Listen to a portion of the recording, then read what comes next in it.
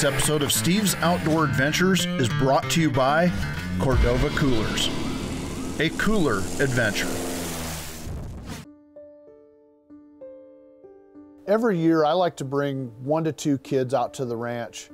These are special kids. They have life-threatening illnesses and they qualify for these elk tags from the Oregon Department of Fish and Wildlife that allow them to hunt elk during the peak of the rut with a rifle.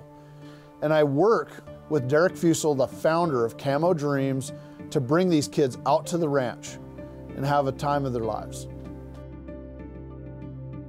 And this week, Derek brought along Tombo Martin. Now, many of you know Tombo Martin from Buck Commander TV.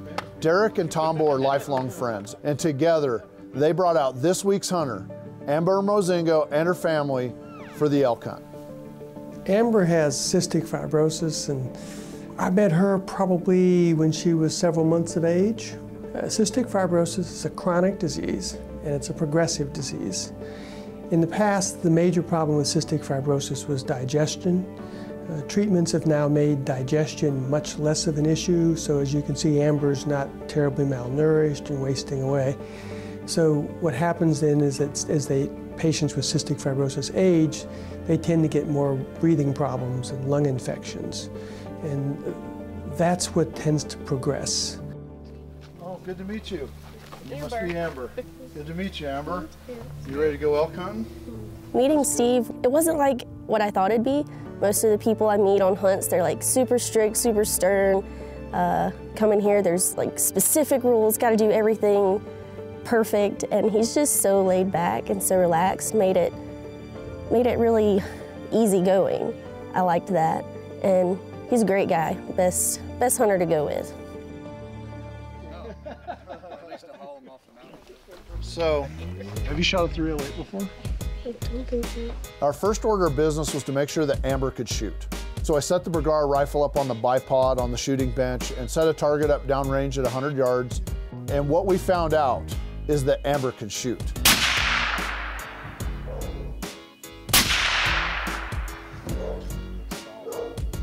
Well, that one's in the bullseye.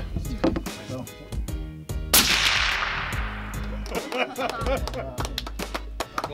She doesn't say much, but when she does, it goes boom. Let's go kill an elk. So we still had Cooper Mishu and his family in camp, and after supper and with everyone all settled in and looking forward to the next day's hunt, I decided this was the perfect night to have a special guest speaker. In all the seasons leading up to now, I've only got one kid, minus Jason Smith from last year, that's still with us, and it's Hunter. And he actually asked me if he could come up and talk to everybody tonight and kind of tell his story.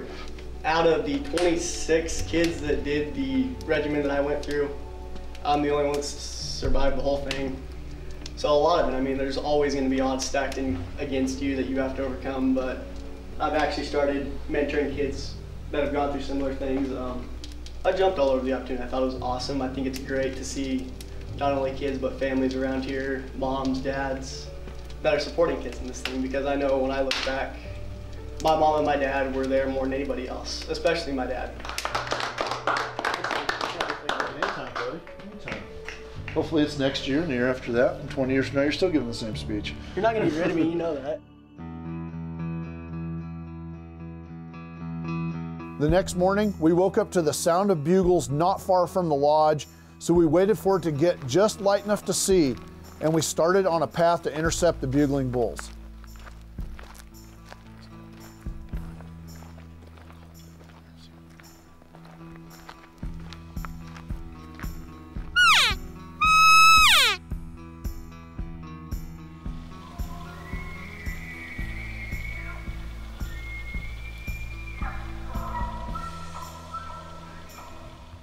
Steve and Cody are trips, especially Cody.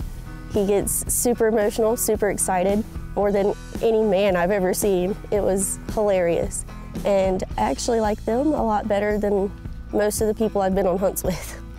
It was fun. They actually made it interesting. How you doing? You freaking out yet? Yes. All right.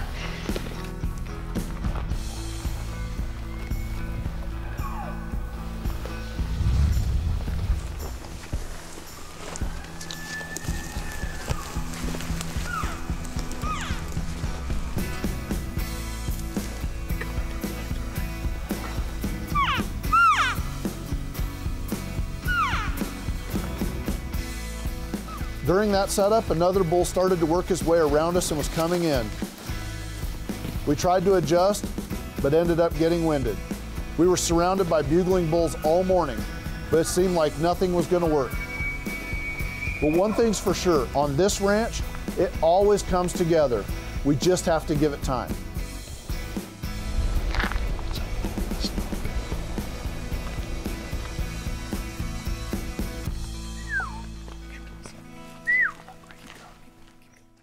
This segment of Steve's Outdoor Adventures has been sponsored by Burris Optics. Find what matters. This segment of Steve's Outdoor Adventures has been sponsored by CVA Muzzleloaders. It's just a better gun. Sponsored by Pepsi. Move back around the left just a little bit. After a great morning hunt, we had even higher hopes for the evening. Our area had been in a long and hot, dry weather pattern, and I took it as a good omen when the thunderstorms rolled in and soaked the ranch. It's awesome. Here comes some rain. It's gonna happen tonight. It's gonna blow over in a few minutes, but this weather's gonna break the elk loose. It's gonna be crazy tonight. Woo, there it is. Big storm, let's roll. What do you say? Oh yeah. All right, let's do this. This much needed rain cooled us off and created an ideal weather scenario for the hunt that we were about to start.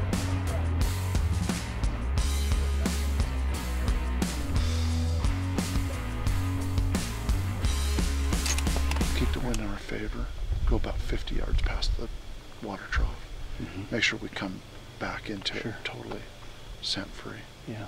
But, I mean, they're going to get up pretty soon and start yodeling. I mean, it's going to be on tonight. This rain's really going to help us. Yeah, I think so. Let's do this.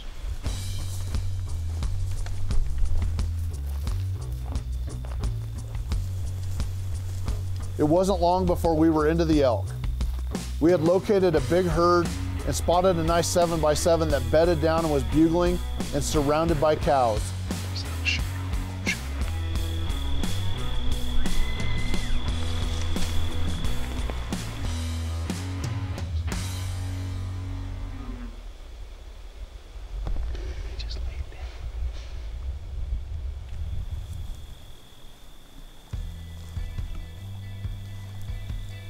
But he wasn't the herd bull. So we kept working our way around the herd.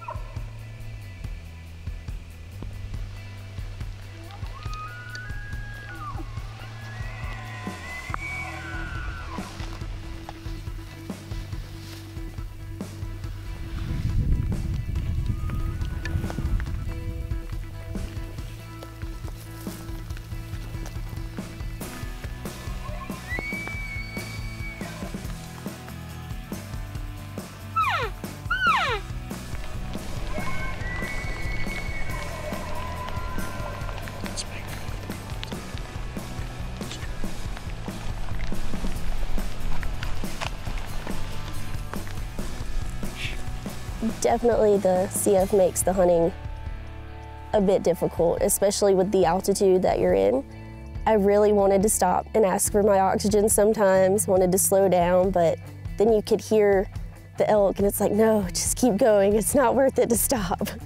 But it was harder. I had trouble breathing a lot of the times. I would stop the hunt, come back here and do my oxygen, do my breathing treatments. But I tried not to, just because I'm stubborn. It was hard though. After not spotting anything else, we followed some more bugles to a small canyon and caught up with another herd. And while there were some nice bulls, I really thought we could do better.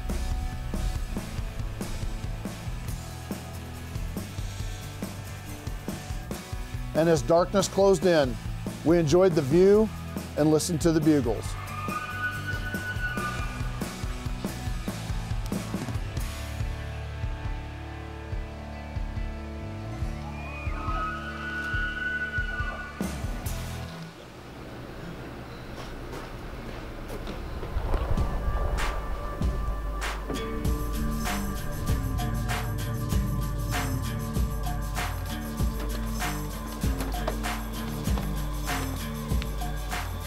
The next morning was crisp and cool, and the night before I could hear the bulls bugling from the meadows.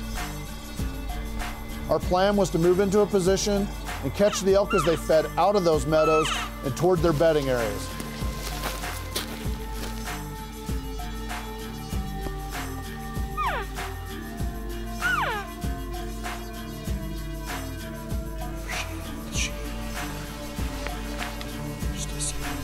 There are always elk around the meadows, and this morning was no exception. But the herd bull we were looking for had already made it into the thick cover and safety of the timber. We enjoyed another fun morning and look forward to the evening hunt. This segment of Steve's Outdoor Adventures has been sponsored by Bergara Rifles, a passion for precision, every barrel, every rifle.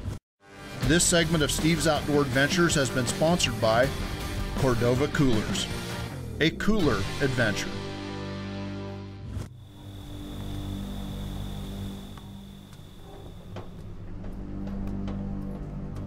This is a pretty good sized ranch, and every hunt I like to go someplace different and look at new elk.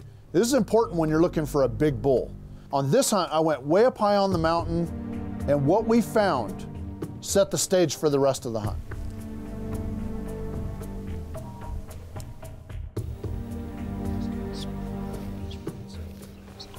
Left side was cool. I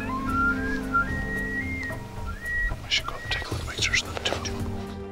As the goofy horn bull went out of sight, he dropped into a little draw and we could hear other bulls bugling. Cody and I knew that there was more elk up there. And as we moved up, I got a glimpse of a bull that I've been after for 3 years. At this point in time, not only do I know which bull we're hunting for, but I'm all in for him. Let's go. Try. We found the bull that we really want, a bull that I've been after for a long, long time. We could have laid down, taken about a 350-yard shot. It wasn't an ideal angle. Maybe it would have developed into something better, but you know, I felt like we could get up in the trees, get above them, come down on them, and get within 150, 200 yards, make it a lot better shot. Backfired. They took off running. They're up on top of the mountain somewhere. Ran out of daylight. Tomorrow morning, be back at it again.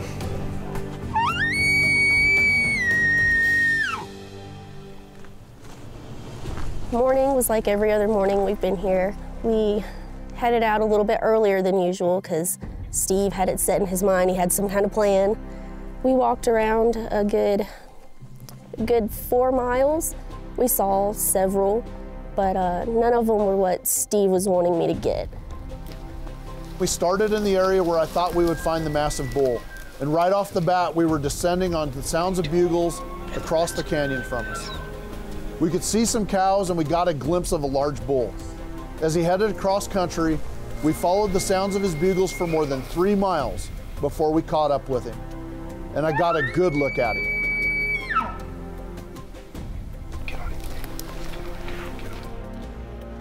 It wasn't the monster bull from the night before. It wasn't Picket Fence, but he was big enough. And this was the first time that I'd seen a bull that we would begin to nickname El Jefe.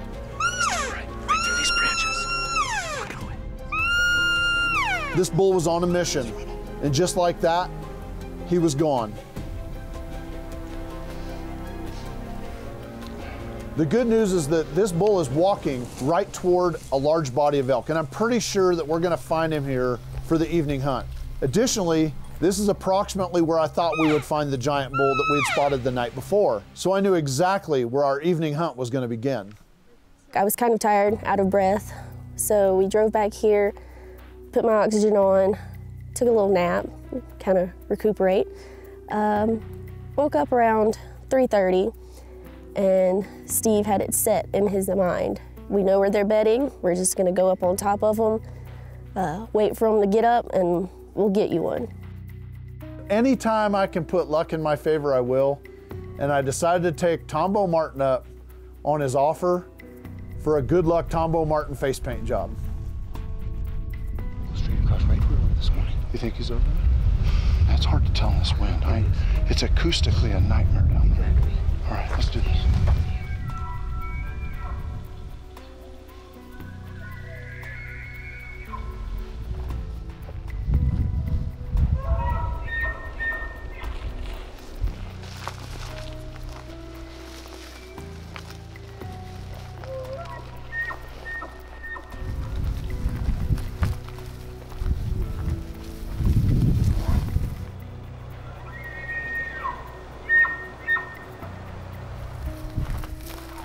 We quickly moved toward the bugles and found that El Jefe had indeed rounded up his own herd during the afternoon.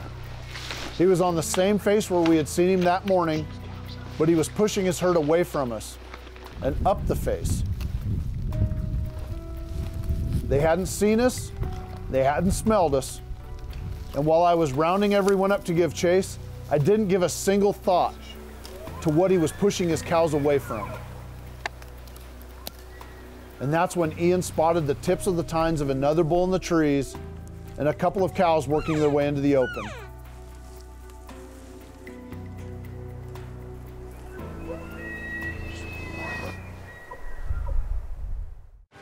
This segment of Steve's Outdoor Adventures has been sponsored by Bergara Rifles, a passion for precision, every barrel, every rifle. This segment of Steve's Outdoor Adventures has been sponsored by Cordova Coolers, a cooler adventure. If you'd like to book your own guided big game hunting adventure, give my office a call. I will personally take your calls, answer your questions, and help you book the hunting or fishing trip of a lifetime. Ian sees the tips of the tines on this bull coming into the open. And from the second I put my binoculars on him, I knew it was him. I knew that it was the bull that I'd seen 3 years earlier and nicknamed Picket Fence. I can't look, don't even look at what the antlers are. Just aim for your shoulder. As soon as somebody gave me the clear to fire, I did. Shot him. You been over. Let me see.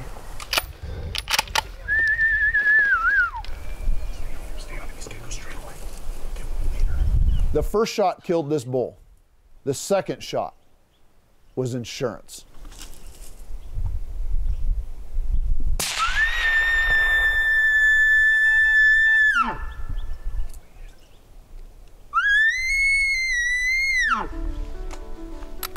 I knew where I hit him. It was out of Steve's view. He didn't go down. We were pretty excited. Feel good? Yeah. It looked good.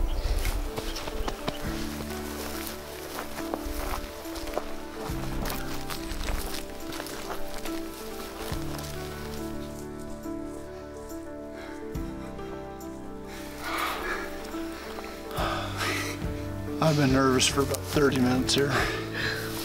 Does he look big enough? A little bit, yeah.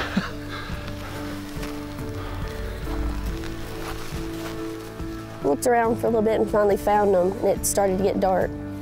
He was huge. I didn't even realize I shot Picket Fence. That's awesome.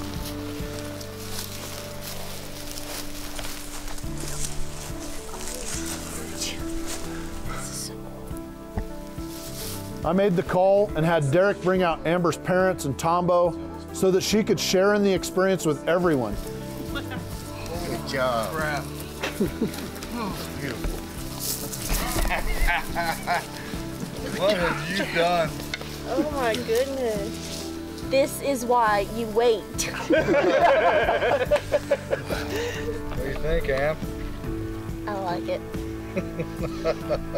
I still wouldn't have waited. And you wouldn't have tried this one. Exactly. You're so awesome, dude. You believe the size of these things? No. I mean, seriously. I could like put 3 of my friends on here and ride it to school or something. Yeah, I haven't done anything like this before. The actual effort you have to put in up and down the mountain, the breath that it takes, how far these things can go in just a matter of seconds, because they're so big. I didn't expect them to be so big. It was very worth it. I got something that a lot of people will never even think about getting. It's tough. I definitely wanted to give up at some points, but then I'd hear them and I'd be like, no, that's great, you gotta go for it. Like, it is a challenge, but the outcome is very worth it. No matter what you have, what you think you can't do, you will never know if you don't get up and try. That's what I've learned with Amber. And it's people like Camo Dreams and Derek and Steve's Outdoors and everyone here, I mean, even the camera crews, and everybody has come out to help her realize a dream of hers, and she has far surpassed anything that I've ever thought she could do. These are my favorite weeks of the entire year, when I get to bring these special kids to the ranch and enjoy these hunts and listen to the songs of September. It's just a special place for me, and it's just my favorite time of the year. But I urge you, no, I beg you, to watch next week's program as we take yet another Camo dreamer, a young man down to Utah, to chase trophy mule deer bucks during the peak of the rut with my good friend, Daniel Richards.